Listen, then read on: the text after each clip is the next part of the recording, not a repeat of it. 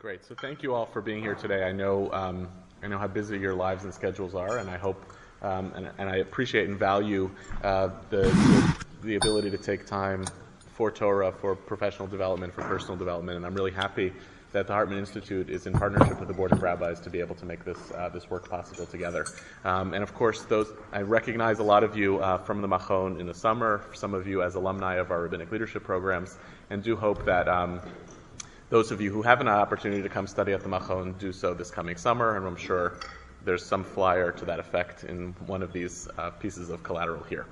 I wanted to take on a topic today that is truly a Beit Midrash topic, in the sense that I want to workshop a set of questions or a set of concerns that I think apply to almost every sector of Jewish life in America today.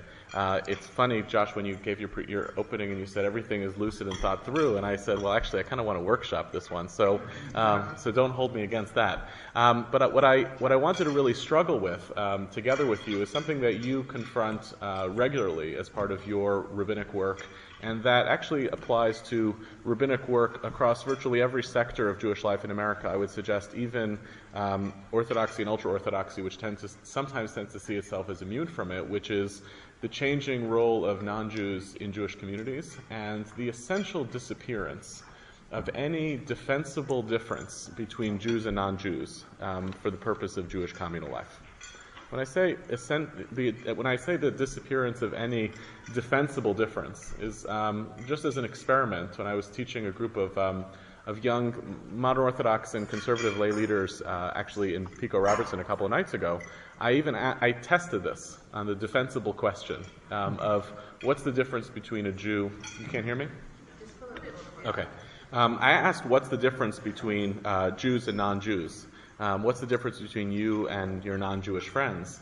And it was very difficult for any of them to articulate any meaningful difference that they would feel comfortable standing behind that didn't come across as being ethnocentric, somehow racially tinged, any defensible difference around even religious practice. So one person very proudly raised his hand and say, well, it's observing of Shabbat.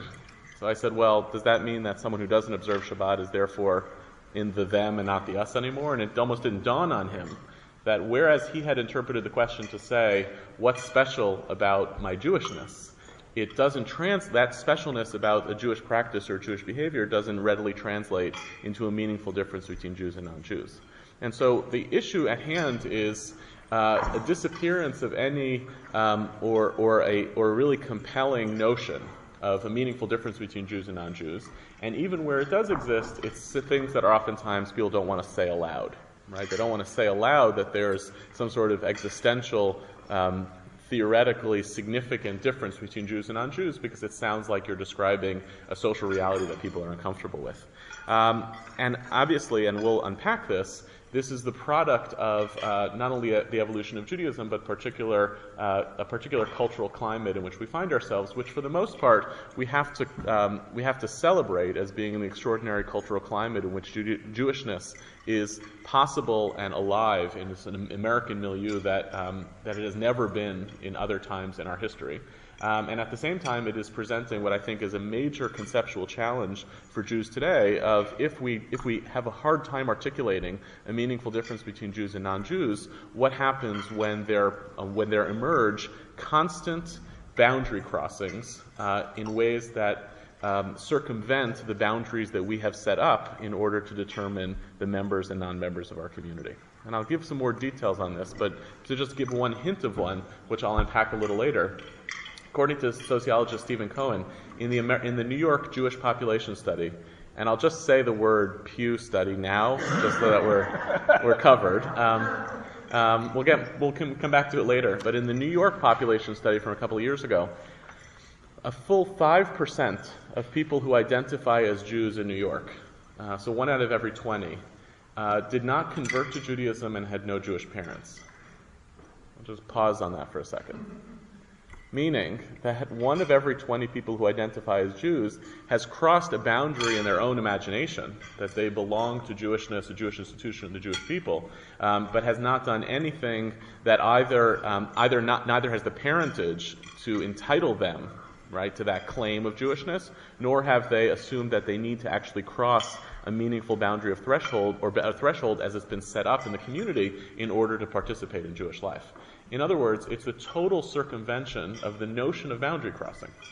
So that if we start to, again, ask the question of what differentiates between Jews and non-Jews, and we look to those thresholds or to those boundary crossing opportunities as the marker, whereas you could say the only difference between Jews and non-Jews is that Jews have either crossed a boundary or were born a particular way, and non-Jews have not yet, even that is being threatened by what is being called voluntary affiliational identity, which is a very elaborate way of saying, I want to be a Jew, and therefore I am a Jew. That Jewishness has become, in some ways, a state of mind.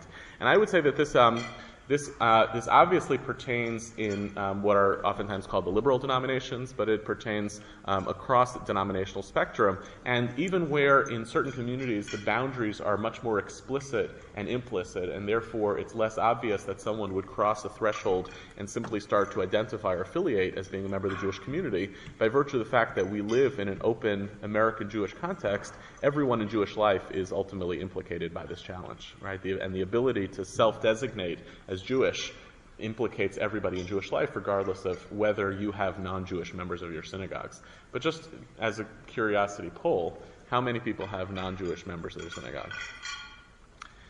Great. So that's actually unbelievable. It's unbelievable data, right? So, obviously we have, as a community, decided functionally, whether we've decided proactively or we have decided reactively, that our institutions need not preserve Jewishness and the boundary between Jewishness and non-Jewishness. That's not only an institutional phenomenon, I would suggest it's even a personal identity phenomenon. Yehuda, are you making it sounds like from the study there's a distinction between people who just kind of like feel Jewish and might associate or affiliate with Jewish institutions, as opposed to what I would bet is many of us don't have just non-Jews joining without some other familial relationship. So they're an interfaith couple, family. I wonder how many of us have non-Jews who are members of the synagogue who have absolutely none of that. Okay, well, let's try. How many people have non-Jewish members of your congregation who are not necessarily married to Jewish members of the congregation? Okay. So there still are a few, some nodding head, shaking heads because they can't belong unless they're married to a Jew, right? Where, again, from a Jewish legal standpoint, it has no bearing on their transformation of their own identity, right? Even from the reform perspective, it has a lot more to do with how you raise your children than it does, like marrying, for a Jew to marry a non-Jew, there's been no ostensible change in personal status for either the Jew or the non-Jew, but institutionally it allows them to buy into the institution. I would say even the fact that there are two hands went up that said that non-Jews can belong to those congregations even without being married to a Jew is significant. And if this was a room of JCC heads as opposed to being a room of rabbis, you would have obviously a full room of hands that would go up, that belonging to a Jewish community center, you clearly don't have to be married to a Jew in order to participate and belong. Are you going to say something? Just that if you would place that mic better, then we'll be able to hear you, because every time you turn over there, okay, it sort of goes off the mic. I'm trying to position it in a way that I can not eat it. Okay, let me see whether I could do this in a different way. Is that a little bit better? Oh, much. Okay. Thank you so much. What I want to play with is an article from my teacher Shia Cohen, who's a professor at Harvard, called "Crossing the Boundary and Becoming a Jew." An article he wrote in the early '80s, and then became a part of a book that he wrote called "The Beginnings of Jewishness," which is one of the most creative pieces of ancient Jewish scholarship that is out there, and a really unbelievably metaphorically significant book for contemporary Jewry in ways that Cohen knows. He knows that he's writing a book that is ostensibly about ancient Judaism, but is actually really about contemporary Judaism. But because he's a very, very good historian, he does a lot of work to differentiate between the set of questions that he's asking about the ancient world and the set of questions he's asking about the present. And because I left my career as a historian I can feel a little bit more sloppy about simply exporting those set of categories and actually asking to what extent those are relevant categories in a different way for the contemporary Jewish experience. What Cohen points out was that in the ancient world and in the experience of the Roman Empire, a lot of those same assumptions, the notion that there was an essential difference between the us and the them, essentially disappeared, or at least became much less socially significant, such that, for instance, in a different chapter in the book, he asks the rhetorical question, how would you know a Jew in antiquity if you saw one? And the answer to the question, the best he can come up with, is you wouldn't. There's very little to suggest, based on the reading of non-Jewish authors in antiquity, who tend to not like Jews, but non-Jewish authors in antiquity do not have any essential descriptors of Jews that would be signals of that Jews bore meaningful social differences walking down the street in Rome and Alexandria. Not distinctive clothing, not distinctive hairstyles, not distinctive public social behaviors. In other words, similar to the contemporary experience, and I'm going to get to the first text that's here, which is Lenny Bruce, similar to the contemporary American Jewish experience, where the notion of the very joke, funny you don't look Jewish, makes less sense today, much less sense today than even 25, 30 years ago, right? Increasingly, when someone talks about somebody looking Jewish, it's almost intrinsically loaded with a kind of anti-Semitism, right? It doesn't have to be. I don't lack that much sense of humor that it can't be still funny. But when someone still uses the language of looking Jewish, they're holding on to some old notion of Jewishness as an ethnic identity that makes less sense anymore. And so this appears to have been true in the Roman Empire to an even lesser degree than it does today. And so it becomes a useful set of categories to think about the contemporary experience if we already have some precedent in the context of our history of how Jews have wrestled with this problem in the Roman Empire. Now, why does this happen? Yeah, go ahead. I wanted to ask you about people who are born Jews but then convert to Christianity and still identify themselves as Jews. And I know somebody who said to me, well, Kabbalah says I'm a Jew. Mm-hmm. So how do you put that into the context of what we're talking about? Right. Again, it winds up leaving the halachic language or the Jewish historical language very weak in compared to the normative realities in which we live. In other words, the halachic answer to someone who says, I've converted to Christianity is, no, you didn't. Right? That's Yisrael af al pi shechata Yisraelhu. There's nothing you can do that actually takes you out of an essential status of Jewishness. And so we accept converts in one direction and we don't yield them in the other direction. However, and this is the core piece, and this, almost every talk about modern Jewishness starts with the breakdown of the social boundaries between Jews and non-Jews as a result of emancipation. If you have no political mechanism by which to hold people in your community, you can say till you're red in the face that you've converted to Catholicism but you remain a Jew, but there's nothing you can do to either coerce that person to belong to you or to convince that person that their identity is intrinsic in a way that you think about their identity. So it only winds up coming into play, that whole issue only winds up coming into play when there becomes an inflection point or an effort to once again recross the boundary. And the most famous examples of which were attempts by people who were not raised Jewish or raised in a different religion to become citizens of the State of Israel. Where once again it's an inflection point, it's a boundary crossing where a halachic voice matters once again. Because, you never lost a particular status. But if Brother Daniel doesn't want to make Aliyah, he's going to stay Brother Daniel. And it's not likely that any claim that we will make, also absent some broad Jewish social registry that retains some notion of who the Jewish people are and who they're not, that we're going to be able to say down the line that they hold on to some Jewish genetic material. Yes? So is this in some way, just reading it in very broad strokes, the arrows moving forward to the future, an argument for the end of the right of return, or the end of the halachic barrier to the right of return for certain people? And on the sort of groundswell, the other direction, my question is about Israelis and their self-perception of who is a Jew and who is not a Jew. What does that have to do with their own internal culture? And vis-a-vis, let's say, the Palestinian question has to do with what's the purpose of having a Jewish state? Those are all good questions. I'm not going to make any of those particular prescriptions. What I'm going to try to struggle with today is if essentially the cat is out of the bag with respect to this notion of Jewish identity, that we can no longer mount a credible claim of a difference between an us and the them, what do we do as a Jewish community around questions of boundary crossing? That's what I'm going to try to wrestle with today. I'm going to try to use this data.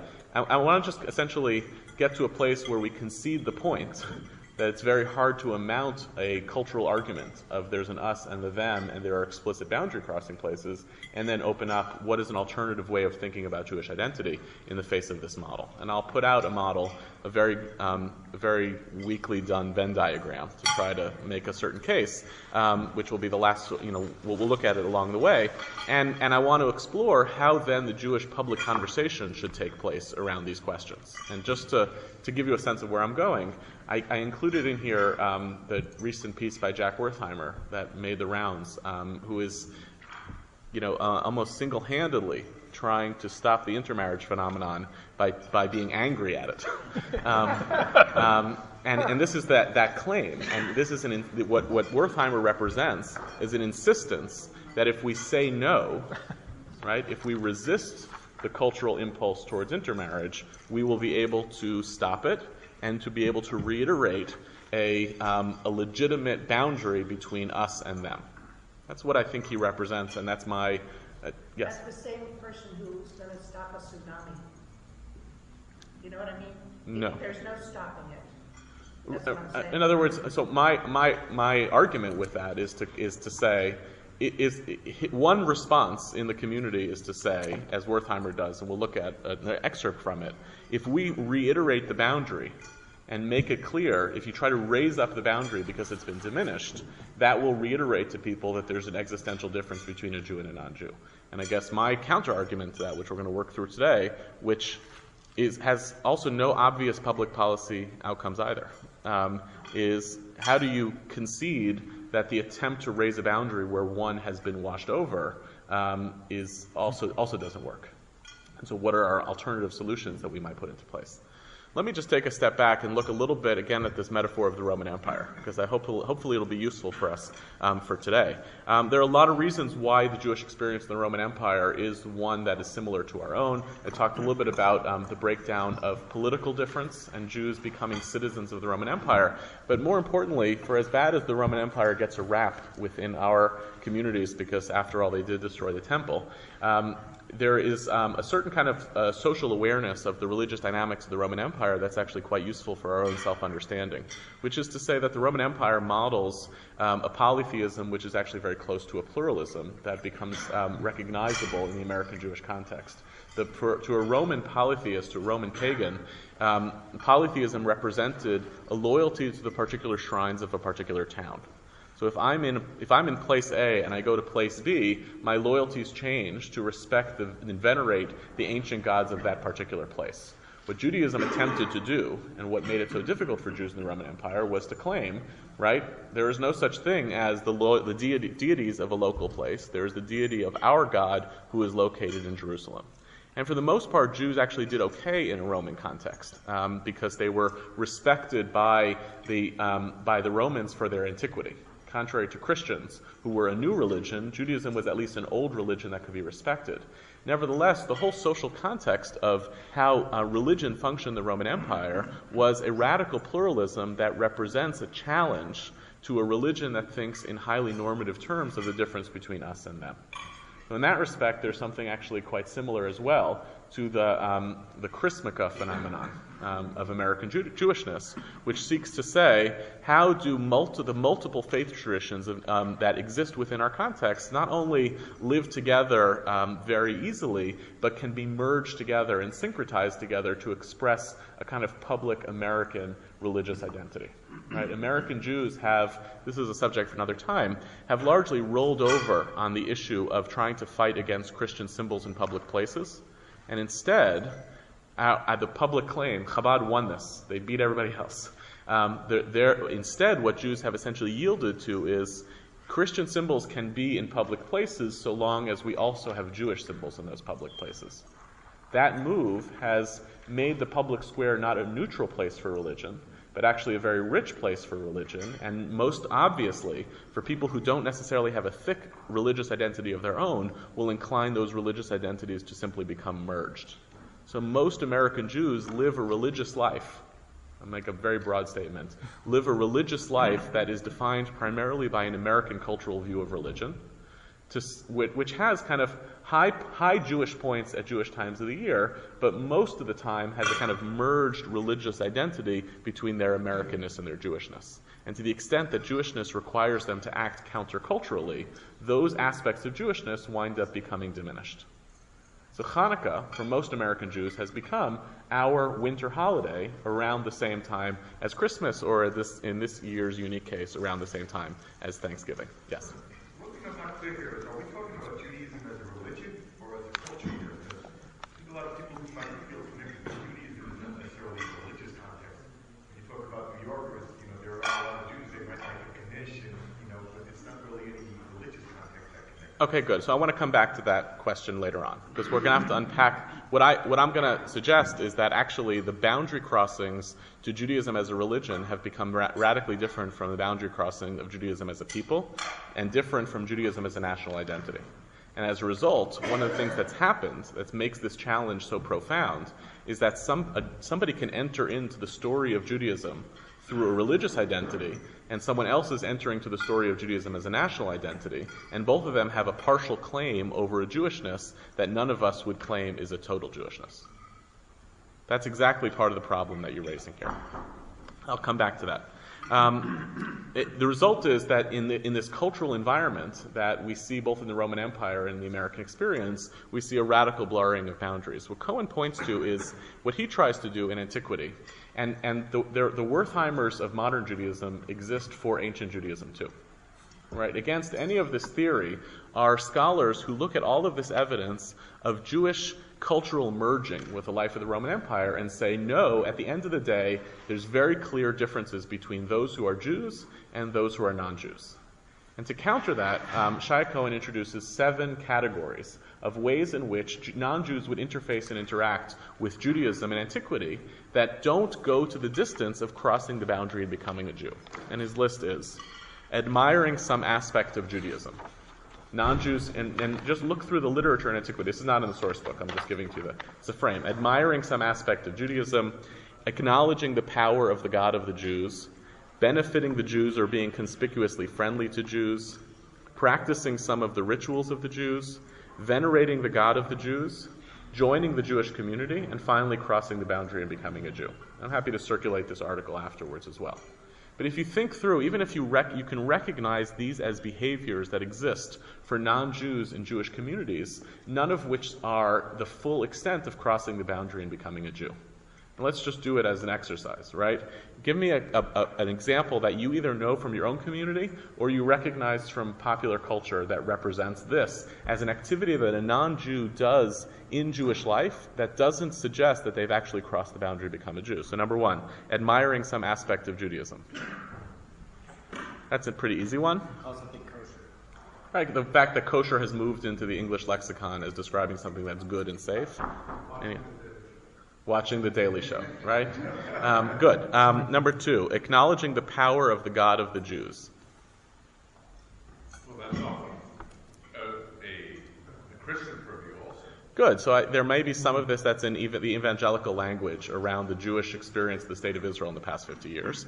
If you took out the middle clause there and said, acknowledging the power of the Jews, right? If God is merely a proxy for the power of the Jews, that we recognize that a lot. That Jews are thought of as being, you have to be very careful before crossing over to being becoming anti-Semitic, but describing Jewish influence in Washington can be done in a non-anti-Semitic way.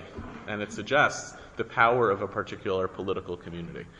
Benefiting the Jews or being conspicuously friendly to Jews.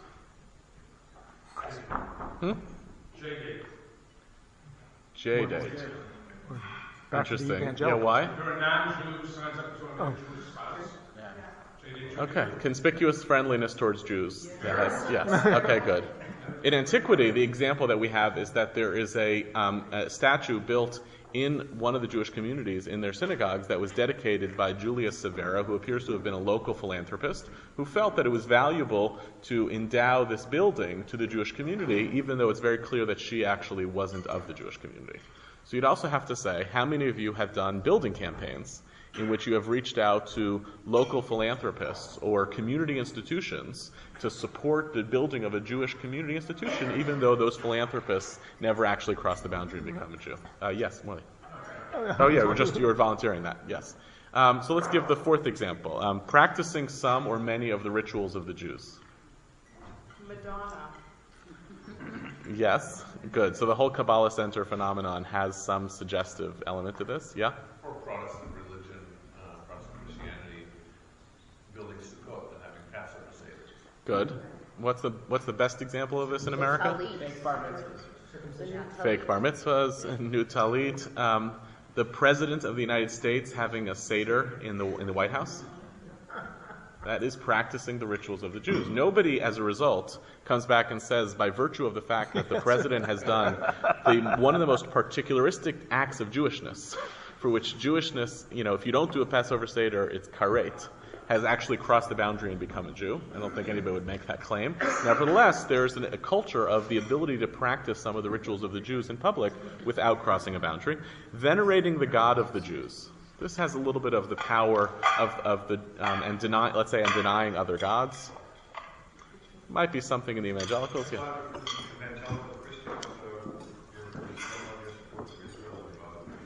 Right. I find this as I walk around with the kippah.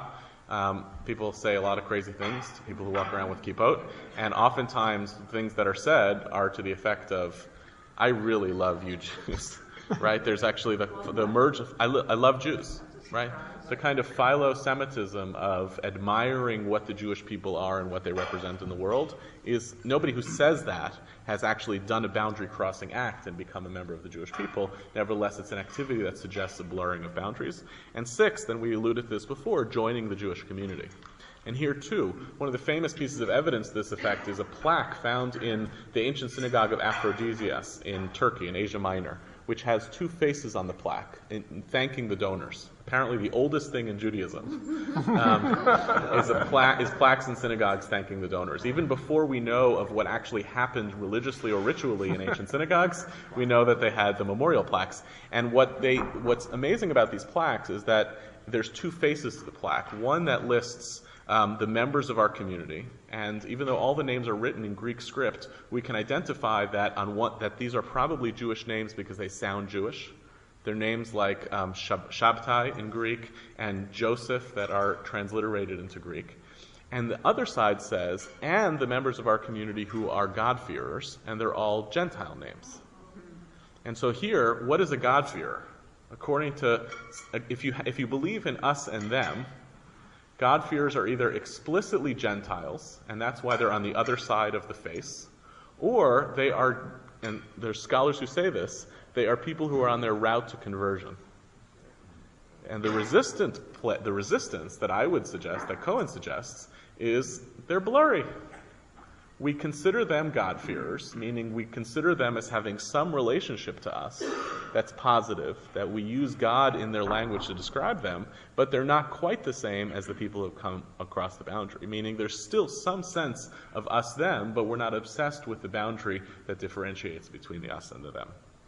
Now again, in the Roman Empire, at the end of the day, there was still some essential difference between Jewishness and non-Jewishness, and I would say in the American Jewish experience, much of that has disappeared in the face of the absence absence in any meaningful way of a real anti-Semitism, and for reasons that I also want to unpack. To you, your comment before, in which you said, are we talking about Jewishness, are we talking about Judaism as a religion, or are we talking about a people? Let me give 4 conceptual breakdowns as to why this happened and divide these into 4 categories. The first is the religious breakdown, and all of the examples that we alluded to before suggest that even in practice of Judaism as a religion, there are less and less differentiators between people who are Jewish and people who are not, who are doing Jewish ritual. The Seder in the White House was a good example. The chuppah sales that went through the roof after the Clinton wedding, which are increasingly not Jews marrying non-Jews, but non-Jews marrying non-Jews and still want to get married under a chuppah. There are very few Jewish rituals that have been maintained as being only the things that a Jew would do. Right? Increasingly, Jewish ritual is part of the kind of social currency or the social fabric of what it means to be part of the kind of hybrid of American religious identity. Ethnic, we know very well, based on conversion, intermarriage, the rise of multiple ethnic groups as being self-identified as Jewish and not Ashkenazic in the American Jewish scene, the voluntary affiliational identity I described earlier. Very hard to make a claim that Jewishness constitutes some sort of ethnicity or ethnic group. So we've now separated between religion and ethnicity as a second site of a breakdown. And multi-ethnicity, which is celebrated as a good story in the Jewish community. And even when we imagine the difference ethnically between the American Jewish community and the Israeli Jewish community, which are really radically different ethnic communities, requires us to say that this is no longer the site of an essential social difference between Jews and non-Jews. National. So we gave religious, ethnic, and third is national. If the State of Israel's fundamental mechanism by which it allows citizenship in the State of Israel is the Nuremberg precedent, which it is, right? One of your 8 great-grandparents has to be Jewish in order to qualify for Jewish citizenship. It means that the State of Israel has decided that for a national entry point into the Jewish people, we no longer have the same rigorous differentiators that we do for religious entry into the Jewish people. Cat is out of the bag. Unless the State of Israel radically changes this and abides by a halachic definition, what we see is that a national definition of Jewishness has already departed from the religious notion of Jewishness. And the classic example, obviously, is the clash between the state and the rabbinate when it comes to where do you bury a Russian Israeli soldier who dies on behalf of the State of Israel who's not halachically Jewish. Based on a religious classification of Jewishness, he can't be buried in a national military cemetery. Based on a national definition of Jewishness, he has done what he needs to do in order to express, like almost a old halachic definition of belonging to the Jewish people, which is throwing their lot in with the Jewish people at a moment of their need. But the very policies of the State of Israel suggest that the story of national qualification or entry or egress into the Jewish people has departed radically from the religious or ethnic categories that exist. And the fourth category, if we used ethnic, religious, national, is communal. And here too, our community institutions are playing a game, right? All of the synagogues that said we have non-Jewish members are playing a game of differentiating between a communal identity and a religious identity. Right? If I said to you, all of you who raised your hands before and said you have non-Jewish members of your synagogues, how many of you would raise your hands now if I said, for how many of you does a non-Jew becoming a member of your synagogue mean that they have become a Jew? Nobody. In other words, you're holding on to a religious notion of a difference between Jew and non-Jew, but you've introduced a whole other category of entry into Jewishness, or entry into Jewish life, which can happen through communal identity without necessarily happening through a religious identity. And again, the San Francisco JCC, which has a predominant membership of non-Jews as members of a Jewish institution, has essentially decided that communal institutions, even though they are an entry point into the Jewish community, need not abide by some norms of a basic difference between us and them. Yes? One of the issues that I'm seeing is for the non-Jewish person who has a Jewish spouse, that in terms of converting to Judaism, their issue is why is the standard higher for them than for their Jewish spouse who doesn't believe in God and doesn't go to synagogue all that much, whereas it's the non-Jewish parent who's schlepping to Hebrew school, who sits on a committee, who takes the kids to worship services and holiday events. So that there's a disconnect, that the standard is so much higher and requires so much more participation than for the person who's born a Jew who does very little. Correct. So what has happened is, in those four categories, one spouse is pitting ethnic identity against religious identity. Why should the religious entry point be lower for someone who has an ethnic head start? Right? And it's not intuitive or obvious that it should. And therefore, that's part of another factor of if I'm already in the door, why are you requiring me to enter into a different door in order to be able to identify as part of this people, this community, this institution, or this nation? Yes? Well, one of the questions, I think, is to what benefit, to what end? If she's already on the committee and her kids are partaking in Jewish life, and like in my synagogue, probably most, there is membership, but also the door is always open. If somebody wants to come 50 Shabbats of the year, nobody's going to stop them. If the Chagim, yes, somebody will say, are you a member? But we already have these blurry boundaries between what it means to belong and the benefits of belonging. Mm-hmm.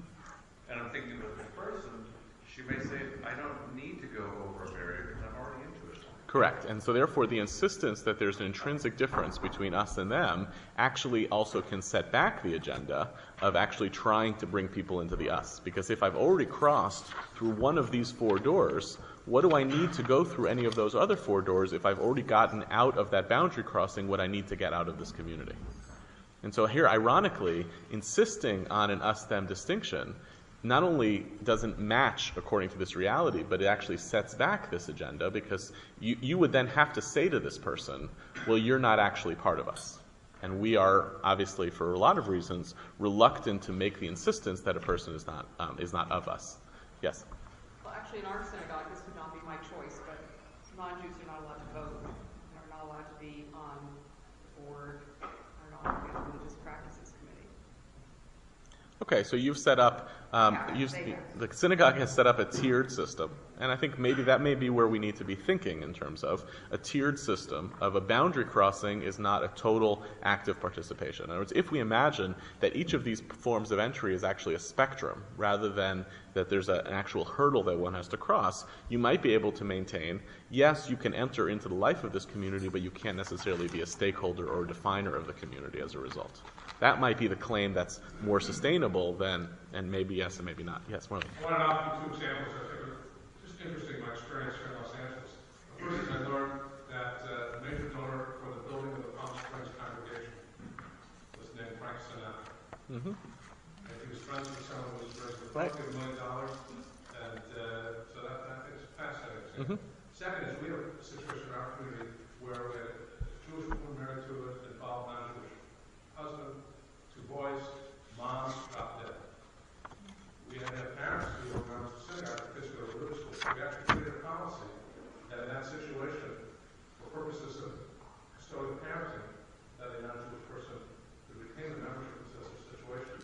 But if a non-Jewish parent came with 2 kids and said, I'd like to join the synagogue, it would be a different story. Right. So we kind of finessed that, and I thought other people have too, with grandparents holding the reins of the membership, or the children themselves having a membership in the teen years or something.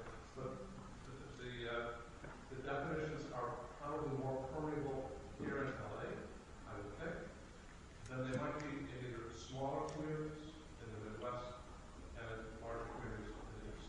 Is that your experience? It's possible. I don't know enough to be able to say that, but the Jewish community is also so mobile that if I grow up in a particular way in one part of the country and then I go off to college in another place, my identity is going to be defined based on the commitments that were formed at an earlier time in my life, and my set of assumptions of what therefore I'm entitled to from the Jewish community are pretty heavily rooted. I certainly know a lot of people in my own social circle who grew up under one definition of Jewishness and then wanted to cross into other Jewish institutions and were told that their boundary crossing was insufficient, and that has either led them to Orthodox conversions or looking for the door. Right, but if you grow up assuming that your identity is sufficient on the basis of one particular point of entry, it's very hard to imagine that a person would be so committed that they'd be willing to then enter into 3 or 4 other doors in order to do that. Let me. I want to do a couple of sources today, even though we're not going to solve this problem, and to just look at the first, which is the Jewish Goyish routine, which I couldn't find a video of. As far as I know, a video does not exist. I looked for it, couldn't find a video of it. It obviously is not, the source from it is not actually My Jewish Learning, although it's online. I'll take your comments in a second.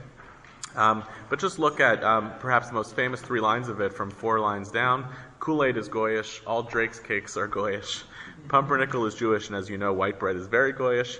Instant potato is Goyish. Black cherry soda is very Jewish. Macaroons are very Jewish cake. Fruit salad is Jewish. Lime jello is Goyish. Lime soda is very Goyish. Now, many of you, I'm sure, have seen this and heard this before. Yes? Yes? No? Maybe? It's a comedy routine from the 1960s that is totally, that's actually a tech, I mean, whenever you turn a comedy routine into a tech study, you ruin it. That's obvious. But what's very suggestive about the particular text is that it takes for granted kind of 2 moves that are under play, that it's funny because it's recognizable to the people in the room who are Jews and non-Jews. Right? And that the subtlety lies in that everybody knows that there is some essential existential distinction between Jews and non-Jews, and between things in the world that connote Jewishness and non-Jewishness. And I'll tell you anecdotally, nobody from the next generation even gets the joke.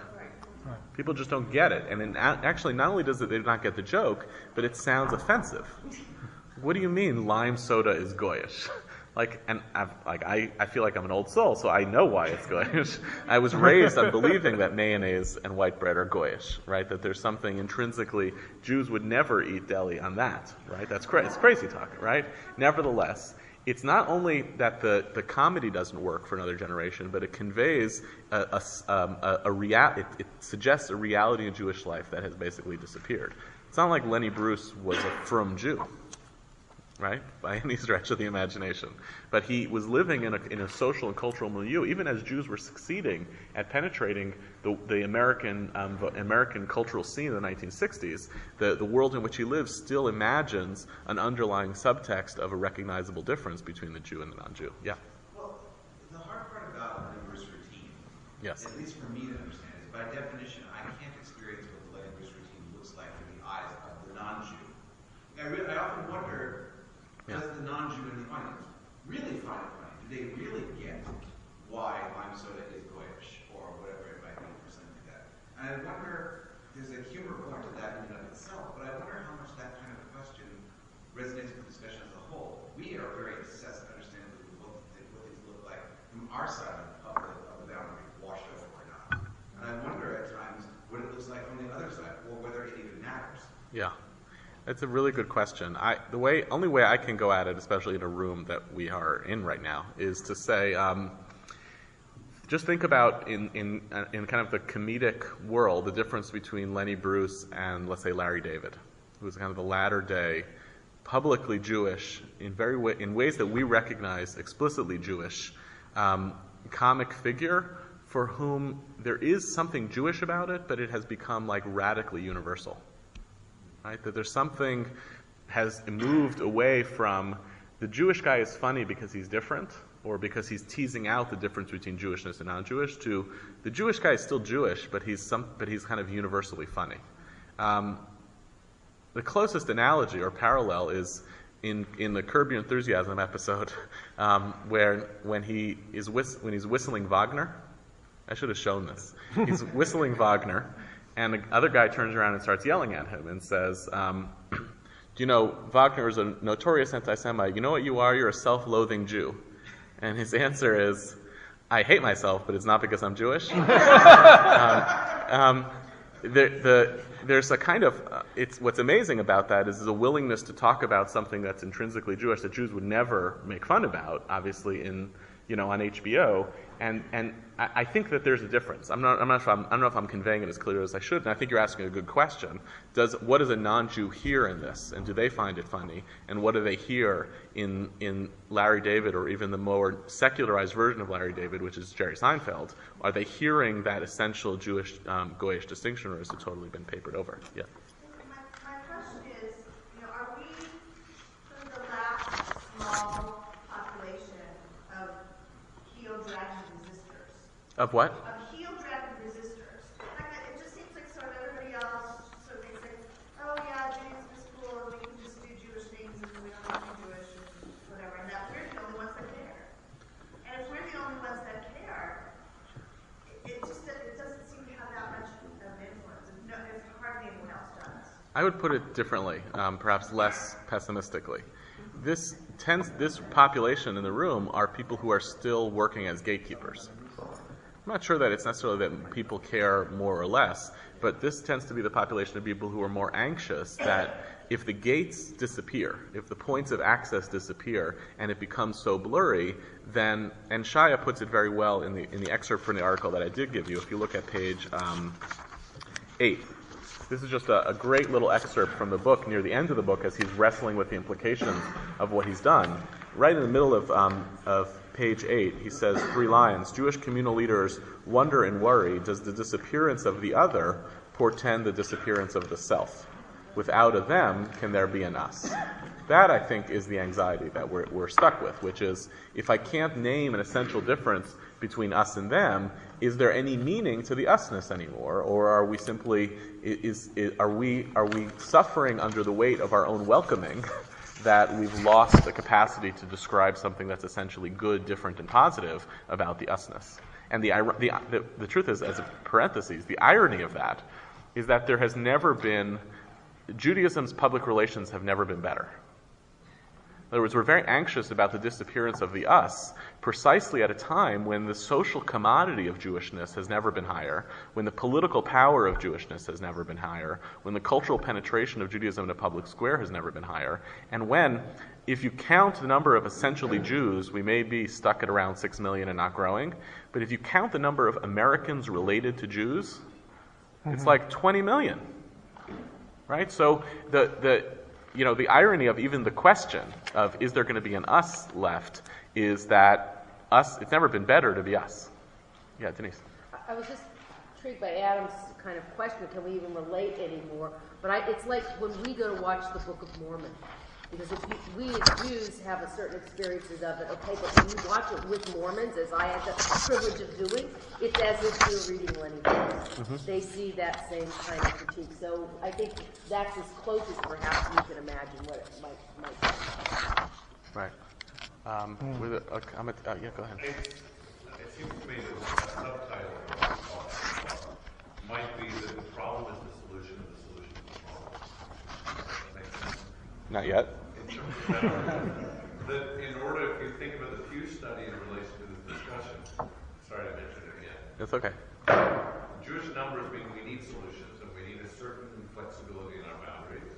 And probably it means that we need a variety of portals to Jewish life, more stringent, less stringent, so that people can find a place.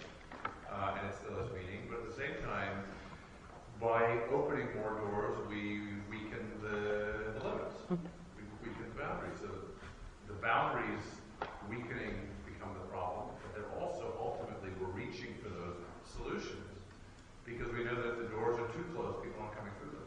Right. So I would suggest that part of the problem is that we think in programmatic answers to this problem as opposed to conceptual answers to this problem. Right, which is to say, so Wertheimer is trying to address that exact problem of, look, Judaism is succeeding in America. And I gave you the Wertheimer piece. It's worth reading. Now you have it. I don't want to do it. We don't need to do it as a text study. But the argument is programmatically, what would stop intermarriage if rabbis stopped doing intermarriage? And he basically levels his critique at rabbis and said, rabbis have essentially facilitated their own demise because they are the gatekeepers. Programmatically, the answer should be they should be gatekeepers and say, we're not willing to do it. We're willing to bring people on conversion processes and actually put their foot down and say, we won't do it. He doesn't account for the likelihood that if rabbis don't do intermarriages, what will happen? The reverends will do intermarriage, right?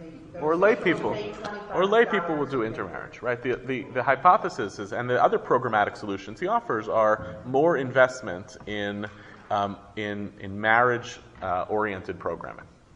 Get young people to marry younger and put money towards getting them to marry each other, which obviously the Jewish community has put quite a bit of money in the last number of years through Birthright Israel as a means of getting Jews to marry Jews.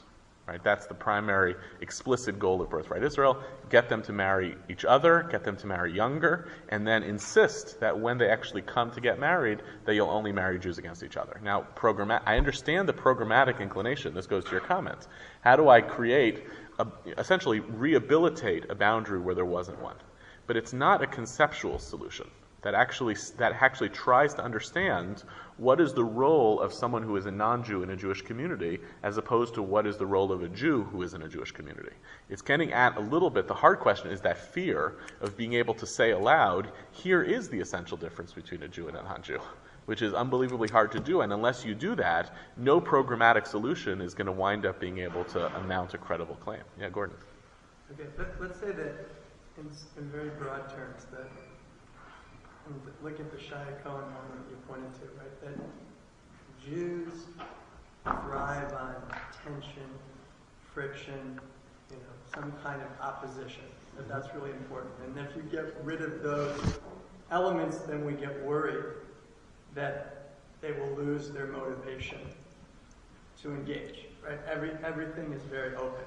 So would Wertheimer say, I can reintroduce that tension, that friction, by pitting you against your own norms, your own tradition, and creating a drama out of that. Now, obviously, the danger is you'll be alienated because, I don't want that sectarian, kind of approach. But are there certain ways that are more effective, do you think, of pitting you against the norms of your tradition, challenging you in a way that... Right. So it basically, it's an argument that says Judaism is almost by definition countercultural to where it currently sits. And in order to stay in the Judaism, you have to insist on that culture and that countercultural attitude. And that, for him, it's either that there is already an us and a them, and we have to reiterate it, or we better make clear that there is an us and a them, and what that might result in, and I think that there are Jewish leaders who know this and are comfortable with it, but they don't really say it out loud. It might result in a diminishment of a core for a stretch of time. If we set up very high boundaries of the difference between Jews and non-Jews, that maybe our numbers will decline to a more intensive group of people who everybody knows is on the Jewish side, and then we'll use that as an opportunity to once again rebuild, as opposed to the cultural assumption that says Judaism need not be countercultural.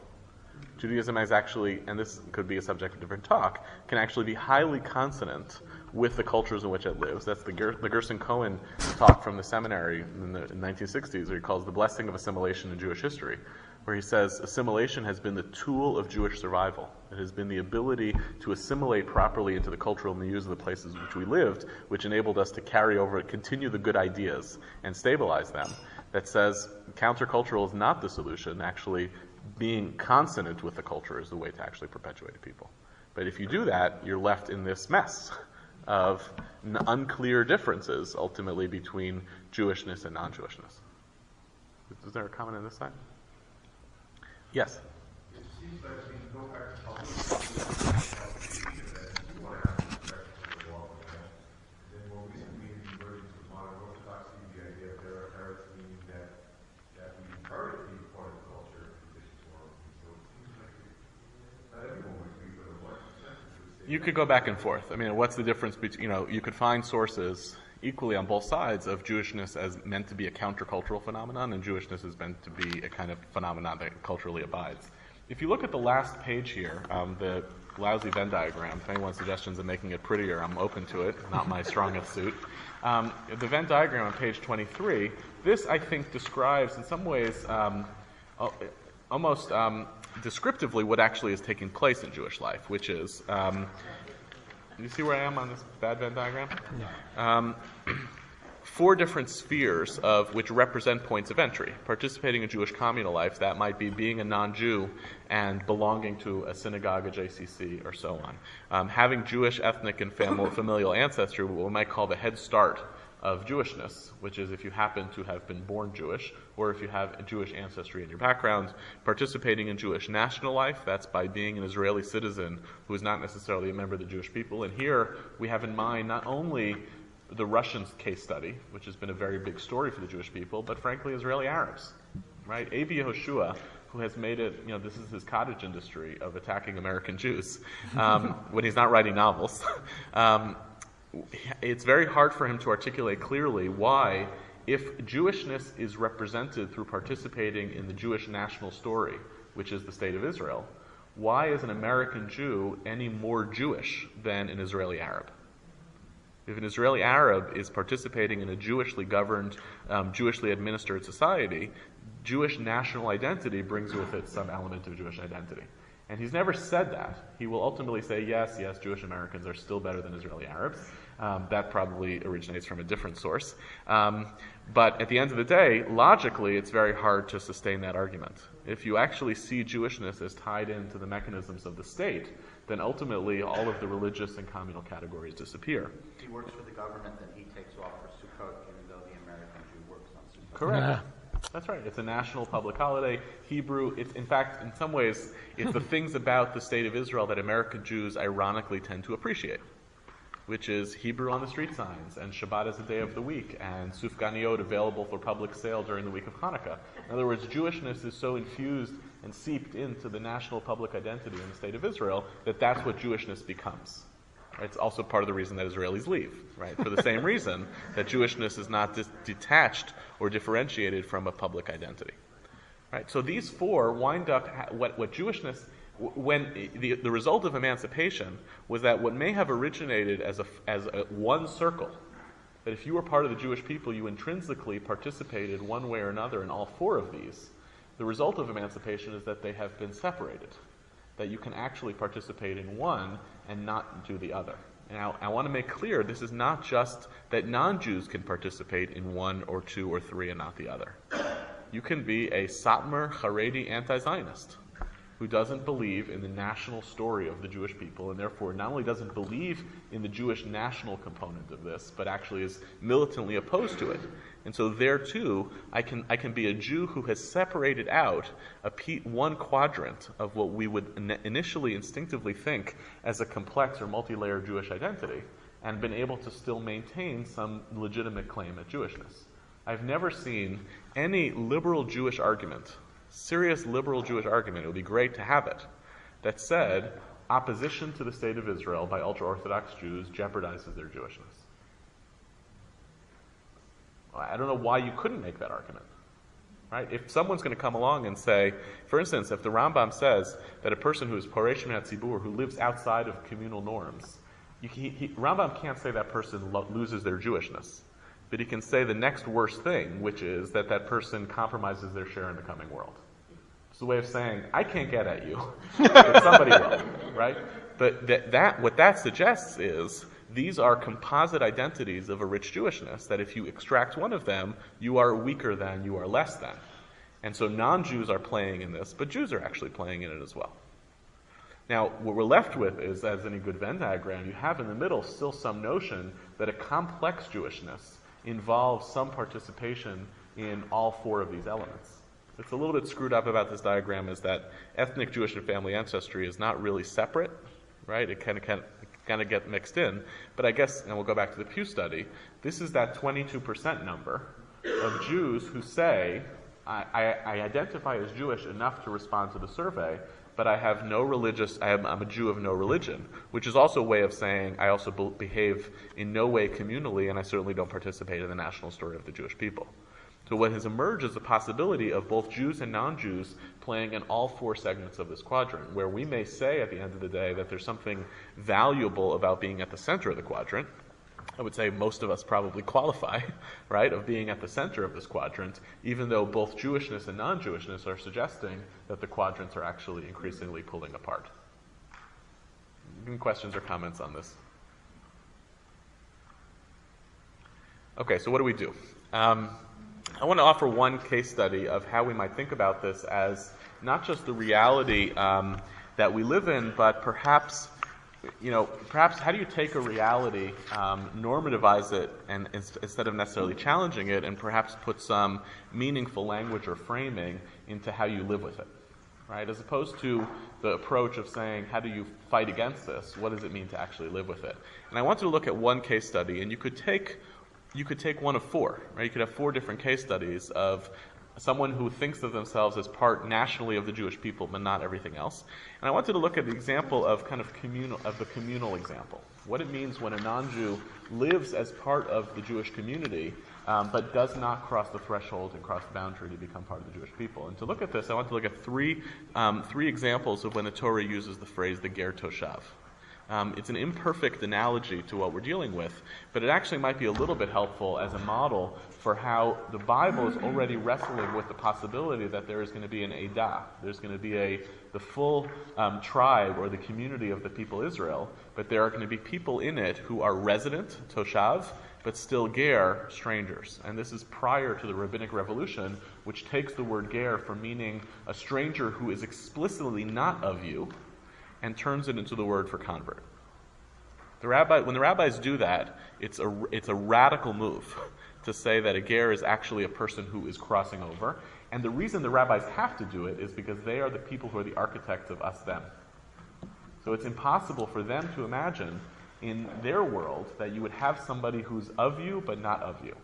But the Bible actually still imagines that because of this population that we know that exits, what we might call the fair weather crowd, that exits with the departure from Egypt, that there are going to be other strangers among you who don't ever cross the boundary and can't actually cross the boundary, because until there's a conversion ritual, they can never actually become of you, but they still live amongst your people.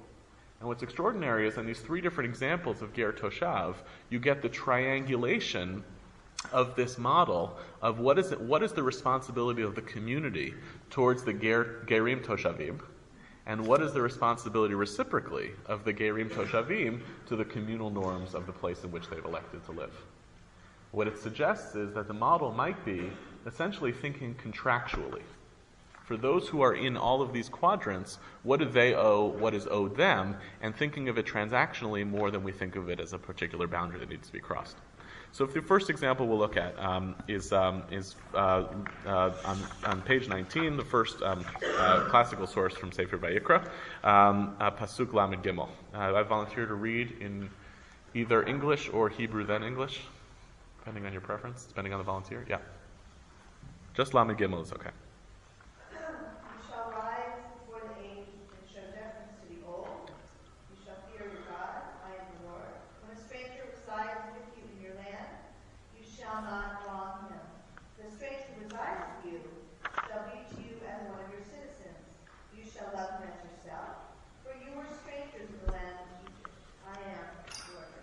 Okay, so when a stranger resides with you in your land, you cannot wrong him. The stranger, and now let's play out, this is probably the key sentence. What is the big takeaway of the first clause of verse 34?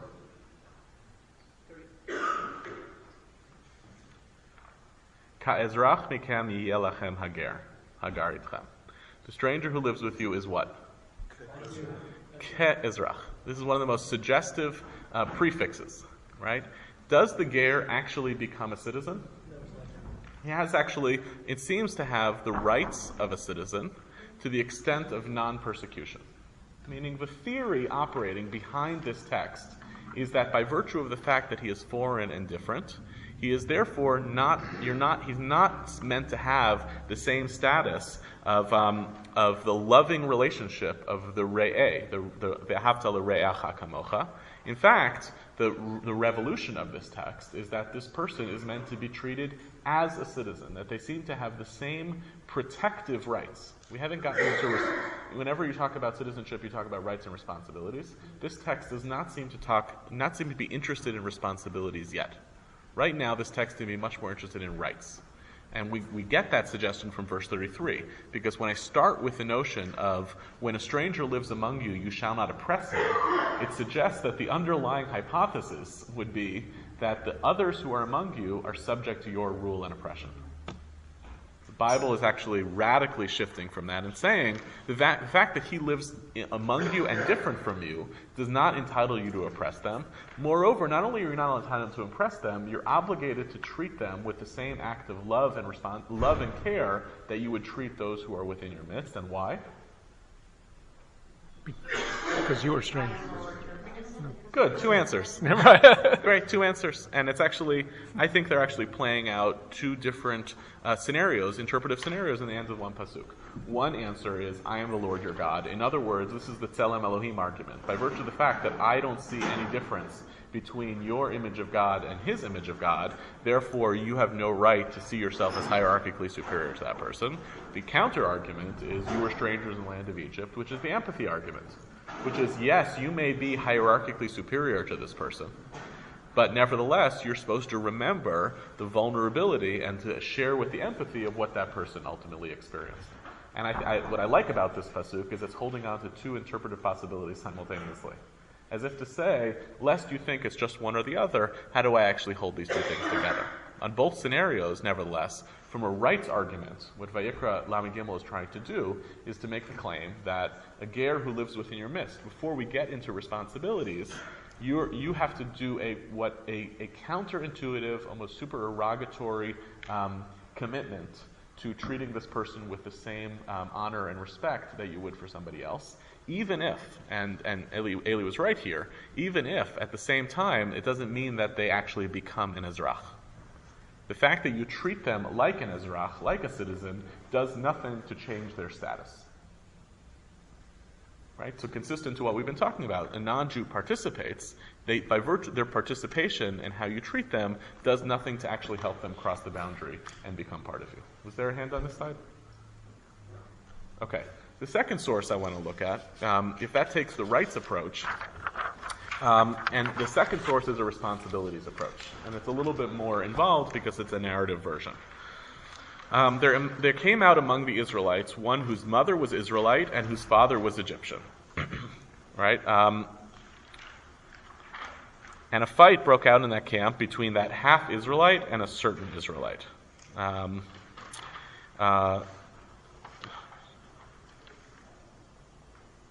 Right. So look at the Hebrew just to capture the play on words here. At the end of the 10th pasuk, Vayinatzu b'machaneh ben ha'Yisraelit ve'ish ha'Yisraeli. It's actually very telling. One is a whole Israelite, he's an Ish Yisraelit, and one is just simply a son of Yisraelit. And remember, we're in a pre-matrilineal mode, so we have someone who is matrilineal Israelite and patrilineally Egyptian, right? An intermarried person living in the community, ostensibly already disproving the notion that they are not intermarrying among them, right? So the fact that they had been a ger, the suggestion here is that by virtue of the fact that they were living amongst each other, they were intermarrying. It's actually in that respect, a very radical text already. And a fight breaks out between one who is of certain provenance and one who's of ambiguous provenance, right? And the fight broke out. The son of the Israelite woman pronounced the name in blasphemy, and he was brought to Moshe. Now his mother's name was Shlomit, daughter of Dibri, of the tribe of Dan, and he was placed in custody until the decision of the Lord should be made clear to them. What's the problem? Why is he placed in purgatory? What do you do with somebody who's only half, whatever, he's not a citizen? And what's the problem? Well, he shouldn't be subject to that jurisdiction. Great, so this is the responsibilities question. Is he actually subject to the same jurisdictional rules of the Israelites? Now, if all we had was the first text from Vayikra, I might come out and say, I could read it two different ways. If I say ke'ezrach, he's like a citizen, therefore he's obligated to all of the rules that citizens are obligated. But it seemed to err, that previous text, on the side of rights more than responsibilities. And I might make a counter-argument. Since it seems so fixed on rights rather than responsibilities, perhaps what I'm really interested in is what I have to do vis-a-vis this person, but they don't necessarily owe anything to the community. Maybe they're allowed to be their full goyish selves, but when it comes to my treating them, there's an added responsibility of how I'm supposed to respond to them. And so therefore this creates a scenario that requires God's direct intervention to solve the problem of the half, one whose status or identity is ambiguous. And the Lord spoke to Moses, saying, "Take the blasphemer outside the camp, let all who were within hearing lay their hands upon his head, and let the whole community stone him." Now, it seems to be that they're not even sure what to do with anyone who blasphemes God, but they add, it's like two layers. We don't know what to do with someone who blasphemes God, and we certainly don't know what to do with someone who blasphemes God who has an ambiguous identity.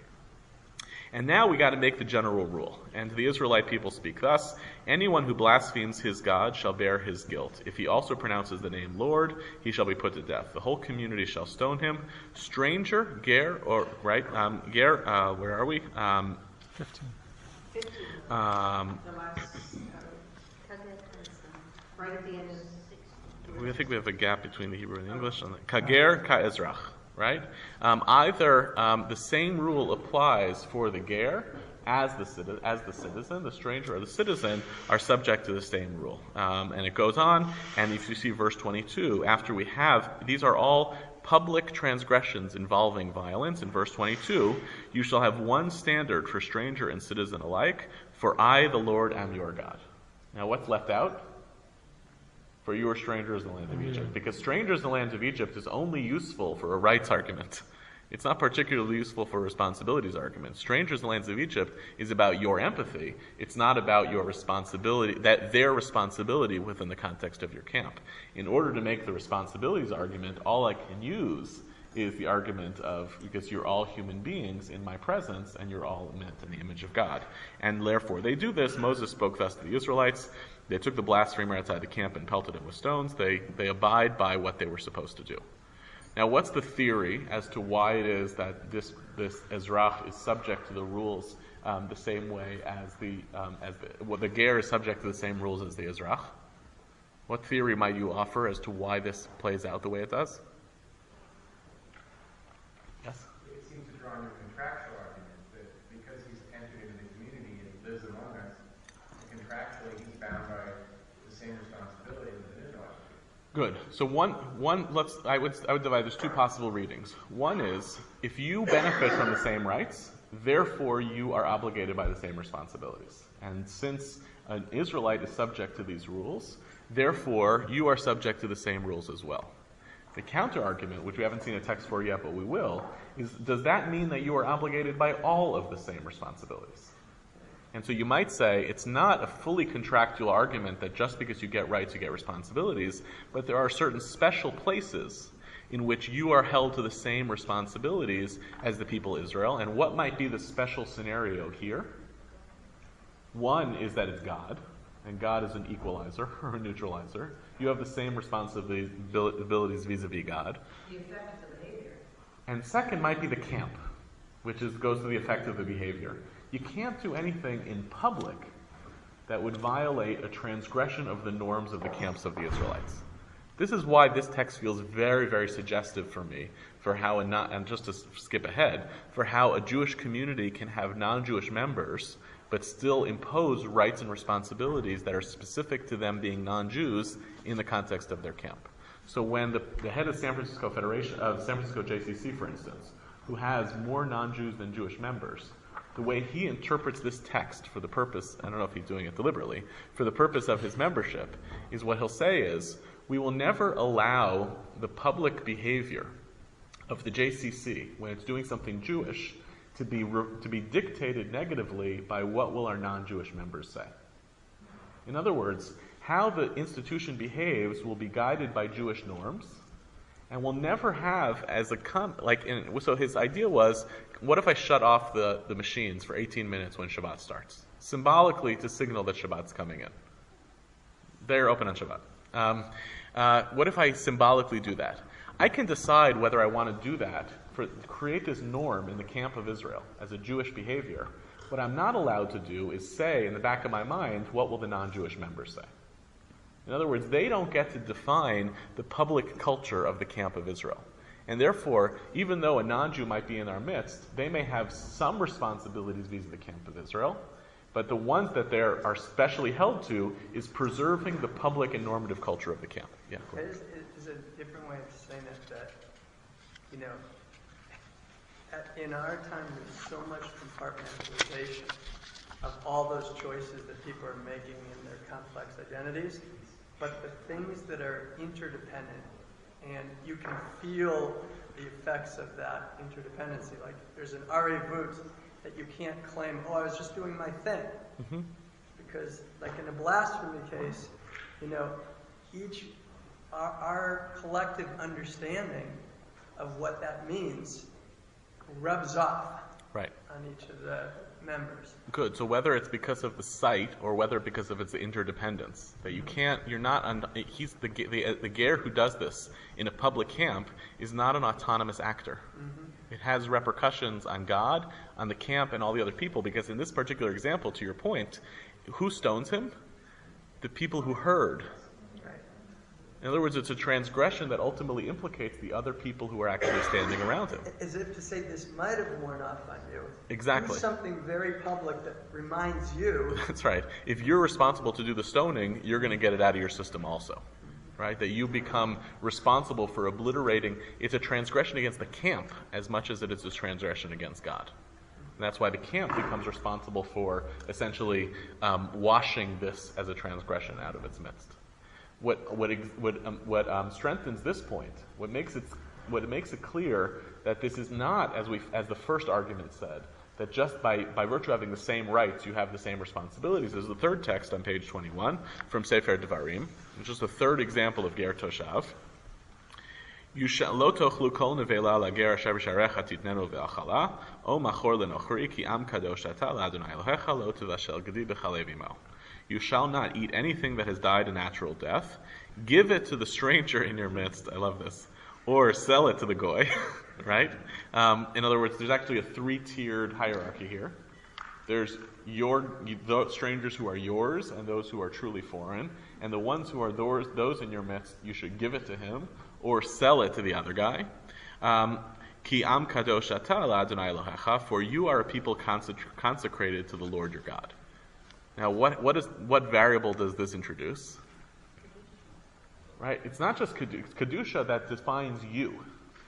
Who doesn't get qualified as being Kadosh? No. The stranger in your midst. So, and now this is how paradoxically interesting this is. On one hand, you can have a status of being an Am Kadosh, even if, in the context of that Am, you can have non-Jews living among you. It doesn't obliterate your special standing of what the Am is. The Am can have strangers living among it, and it doesn't negate the special obligations that members have over semi-members. And what's especially powerful about this is it suggests, you, non-Jew, the ger living in the community, you can't publicly curse God in the camp of Israel. But I don't care what's in your fridge. That's what this text is. At the end of the day, I can't eat this, but you can, and it violates, even though this was about the holiness of the land of the holiness of the people of Israel, this stays within the context of the camp. I accidentally ran over an elk with my truck. I can't eat it, but I don't have to throw it outside the camp of Israel. It doesn't befoul the camp of Israel. And someone else, in fact, is allowed to sit there and eat an elk drumstick in the middle of the camp of Israel without violating the communal norms. So what we've set up here is, here are the rights that the non-Jewish member gets by virtue of the fact that they're here, which seem to be universal. Anything that I do as an act of kindness, I'm supposed to do to the non-Jew. Here are the areas of responsibility that the non-Jew must abide by in the camp of Israel, which have to do with preserving the culture of the camp. And here are the responsibilities that the non-Jew is not at all subject to, because it seems to be entirely about this person's own autonomy and their own religious behavior, which does not seem to affect one or the other.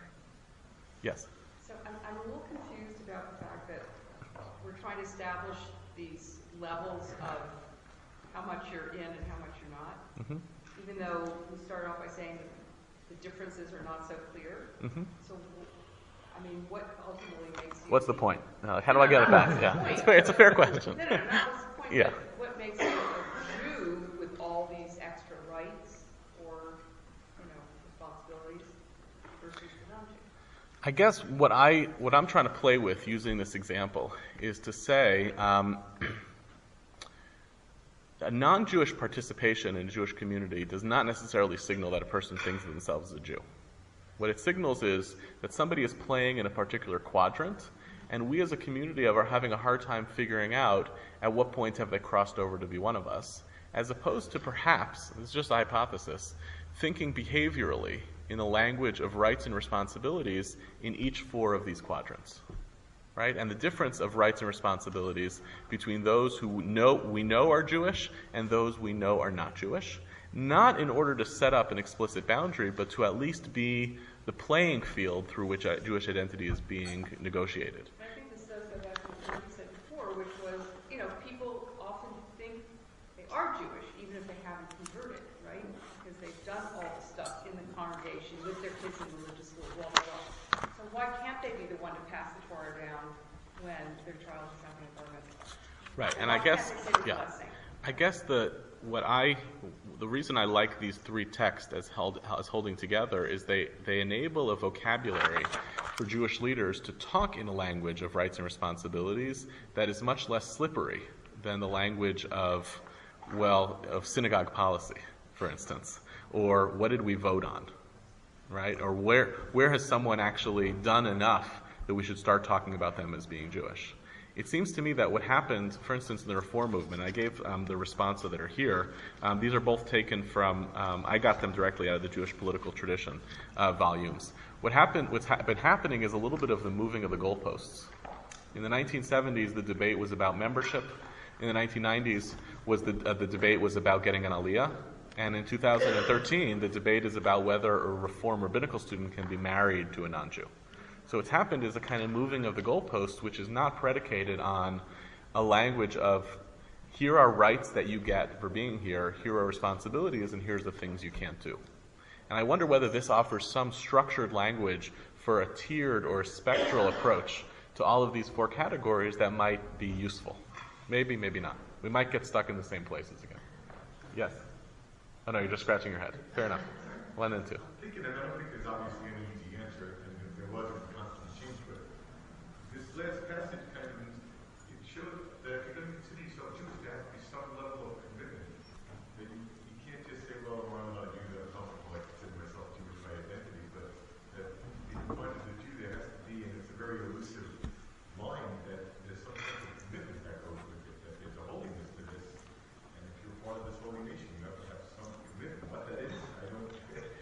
Right, it still holds on. It still does hold on to a notion that Jewishness is participating in a holy community, and just by living among it, you don't get to qualify for that stance. I guess I'm trying to tone down the ethnocentric implications of that by saying that's a difference between the responsibilities that you have simply by living among us versus the responsibilities that you don't have because you actually haven't crossed the boundary and become a Jew. Yes? My concern is that the other Western religions in our culture, Christianity and Islam, approach getting into the community in a very different way. Christians say, if you don't make a statement of faith that Jesus is the Christ, you're going to burn in hell for all eternity.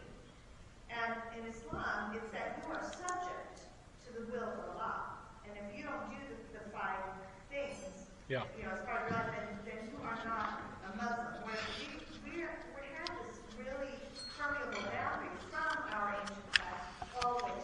My concern is not this text, which I think most of us have familiarity, but that our Judaism today is so much predicated on the Shulchan Aruch, and we don't talk about what's in the Shulchan Aruch and how what we do today across the movements is from the Shulchan Aruch and not from this. Well, look, and I think part of the historical argument that I'm trying to claim is that the Shulchan Aruch makes sense when there is when we know that the only people who are participating, and that's Rabbinic Judaism, the only people who are participating are those who have done the explicit act of cross the boundary and become a Jew. The halachic system makes less and less sense once that boundary disappears, because then it's just the practice of Judaism as it takes place in our institutions. That's what Rabbinic Judaism becomes. I guess what I'm trying to claim is, I wonder what would happen if, in the context of acknowledging that the cat is out of the bag, right? That we can't rehabilitate absent, a major anti-Semitic predator who reminds us of the difference, the intrinsic difference between Jews and non-Jews that'll never go away. And we hope that doesn't happen. Absent that process, what we might start looking to do is to use a language of rights and responsibilities separately in each of these quadrants to try to remount a meaningful conversation about not trying to prop up an essentialism, but at least prop up a process of, yes, you can swim in this pool of involvement in Jewish religious life. You get to do this, and you don't get to do that. Right? You get to participate in this pool of communal life. You get to do this. You don't get to do that. And to try to reiterate a claim of, it's never going to be us or them, but it might be a spectrum of intensity versus less intensity that might be easier for us to live with. Yes.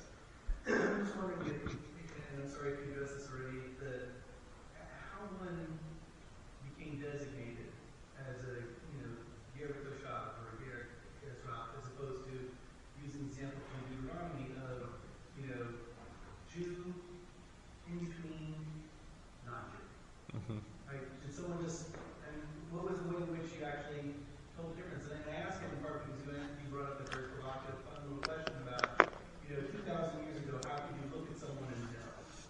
Right. And you said you couldn't. You couldn't. Right? So if we extend that biblically. Yeah, it's interesting because right. Effectively, give it to the right person, the elephant himself, the right person. Yeah, no, it's a really good question. I want to think about it some more because they take for granted that you can't actually cross over. Although at the same time, as you saw with the son Ben Ish Yisraeli and Ish Mitzri and Ish Yisraelit, they obviously were. So they were still operating under the assumption that there was a tribal difference between our people and their people. So I would say, how could you tell a biblical Jew if you saw one? The answer was probably you could. But by the time you get to the rabbinic period in the Roman Empire, that distinction has gone away. And perhaps the inflection point is the book of Ezra. What the book of Ezra is, the Israelites come back from Babylonia, where they're still constituting an ethnos, they're still constituting an ethnic group, and they come back and they've already intermarried. Within their 70 years of Babylonia, they've already intermarried. And Ezra says to them, kick out all of your foreign wives. And they all dutifully say, okay. They didn't. And that moment of not doing it, right, the reason we tell that, it's the story of trying to preserve, they're still holding on to a last gasp of ethnic purity, even if what has basically happened there is that ethnic purity has been compromised, and that becomes the definitive story of the people. And certainly diaspora becomes the second feature of that too. Once you have a phenomenon where this people is living here and the rest of its people is living there, they are going to become a radically different ethnic people that you start to introduce these blurry categories of a semi-Jew and intermediate Jew. And the Bible is still assuming that there's still an ethnic category that's whole. Anyway, I hope this was at least suggestive, and I think I hope that this lays the template for what could be a really different, both textual, but I think also programmatic conversation for North American Jewry in the face of this challenge. So thank you.